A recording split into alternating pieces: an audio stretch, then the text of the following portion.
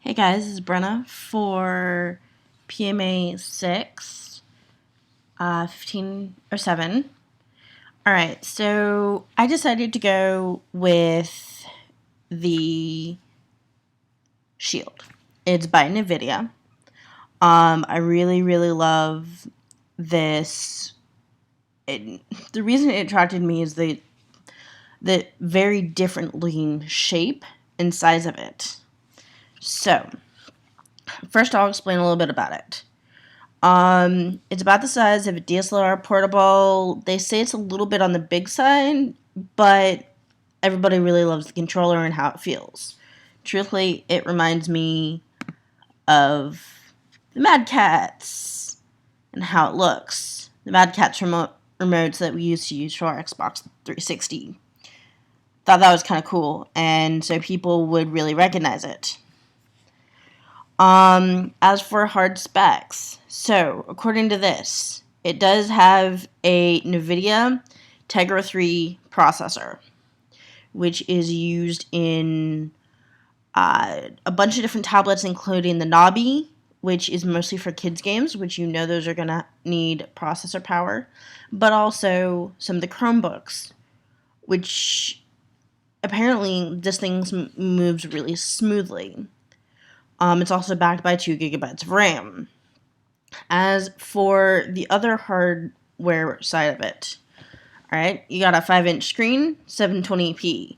Truthfully, it's pretty good for something that size and only like $299. The reviews on the pixel density are pretty good.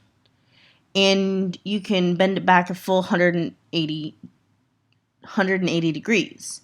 So that is more like a laptop, so you don't have to be straight up. And yes, it does have an SD card slot. And as you can see, there's the SD card slot. There's an HDMI. I believe that's power. And of course headphones, which makes that really nice. Here is also the back side of it, so you can see these back buttons, just like the Mad Catz controller or the Xbox controllers that we really feel. Some people mentioned it feels more like a PlayStation controller, but I'm going to tell you the truth. I really don't know the difference. I know there's a difference, but as for like sitting here and telling you how the difference is, I'm not going to be able to tell you. Here's another picture. So, on to some of the UI. So, it is basically Android, like a phone. Unfortunately, it does not have any cellular, but it will connect to Wi-Fi. Obviously, some games are not Wi-Fi based, so as long as you download them before you walk anywhere, good to go.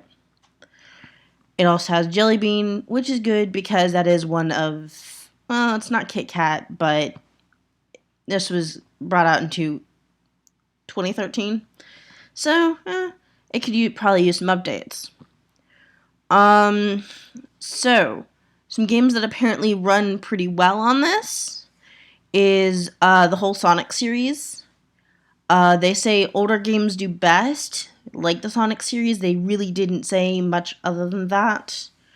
But one upside to this for the gaming aspect of it is apparently you can stream any PC game to the Shield wherever. Don't know the real logistics of that. All I know is it said something about walking around the house, you can just have it on your Shield. I have to admit, that's pretty kind of epic. Now, some of the issues they have come across when developing, some of the apps run in portrait mode. I believe that's probably because of the developers. Obviously, Android is a very scatterbrained operating system, and there is no anything for, hey, this works for this or this works for this, like iPhone, but we're not going to get into that discussion. some of the games don't use the controllers. They say it is the developers not getting their ducks in a row. That's literally what they said. And one of the examples that they used was Crazy Taxi.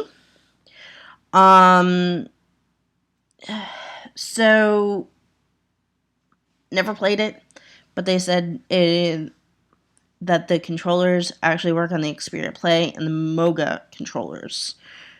Don't know those two, but I'll believe them. So here is a few pictures. This one, this, the backside again, and obviously different things that use the NVIDIA. So one thing I did find is they actually have a full Android site for becoming a registered developer for Shield things, kind of like Apple does, I guess, to a point. They have a discussion board, but I found another discussion board. And right here, if I can find it.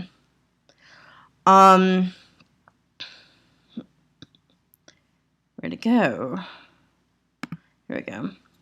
So I believe Ouya is another one of the micro consoles that we know about. Something about an Ouya launcher. I don't know what that is. I will totally admit. Not